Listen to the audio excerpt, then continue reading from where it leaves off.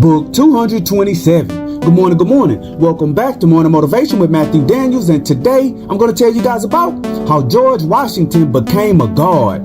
That's right, how George Washington became a god. But what is Matthew Daniels talking about? A long time ago, the United States government made the decision to begin putting the phrase "In God We Trust" on their money. When they did this, the general public believed that the God which this phrase referred to was the God of the Hebrew Bible. However, nothing could have been further from the truth.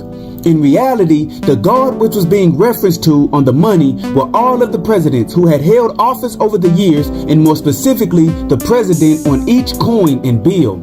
I know this because one of my ancestors, no less, was living during the time when a Greek-Italian artist named Constantino Brumidi was commissioned to paint a fresco on the dome of the United States Capitol building. This fresco is called the Apotheosis of Washington. For those of you who do not know, the word apotheosis is quite literally the glorification of a subject to divine levels and the treatment of a human being, any other living thing, or an abstract idea in the likeness of a deity.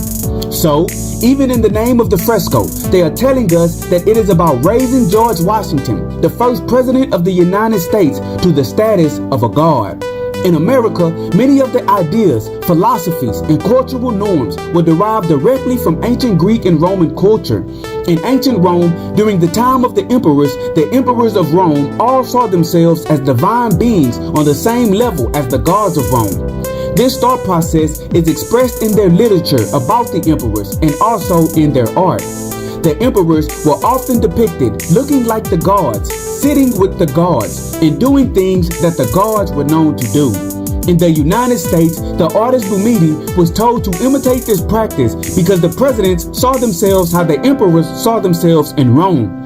The proof of this lies within the symbolism of the fresco.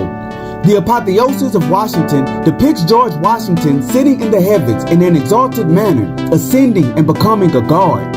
Washington, the first U.S. president and commander-in-chief of the Continental Army during the American Revolutionary War, is allegorically represented surrounded by figures from classical mythology. Washington is draped in purple, which was worn by generals of the ancient Roman Republic during their triumphs, with a rainbow arch at his feet, flanked by the goddess Victoria, draped in green, using a horn, to his left, and the goddess of liberty to his right. Liberty wears a red liberty cap, symbolizing emancipation from a Roman tradition where slaves being manumitted would be given a felt cap. She holds a fasces in her right hand and an open book in the other, to which Washington gestures with his right hand. Forming a circle between the goddess Liberty and Victory are 13 maidens, each with a star above her head, representing the 13 original colonies. Several of the maidens have their backs turned to Washington, said to represent the colonies that had seceded from the Union at the time of painting.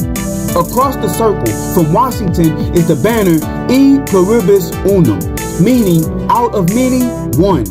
This phrase, along with the phrase "In God We Trust," has also appeared on the currency of America. So, we can clearly see that the God which America trusts in is the divine human gods who lead the nation.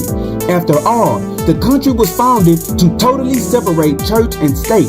So the God is not a religious God, the God is the head of the state. And so, the morning motivation of today is how George Washington became a god. Be careful who you follow and beware of who you allow to teach you. A person may use a term like God and make you think that their God is yours, while all along they are leading you into idolatry and they are secretly making you worship them. In truth, the gods of America are the humans who have been made divine, no different from the cultures of antiquity which America is modeled after. So today, learn to think for yourself and do not assume other people are thinking like you. And as you go out into the world, always strive to do that which is good. And remember, you are awesome, you are amazing, you are wonderful, and you are great. And you are going to change the world. I just hope I'm still alive to see it, family. I'm out. Good morning.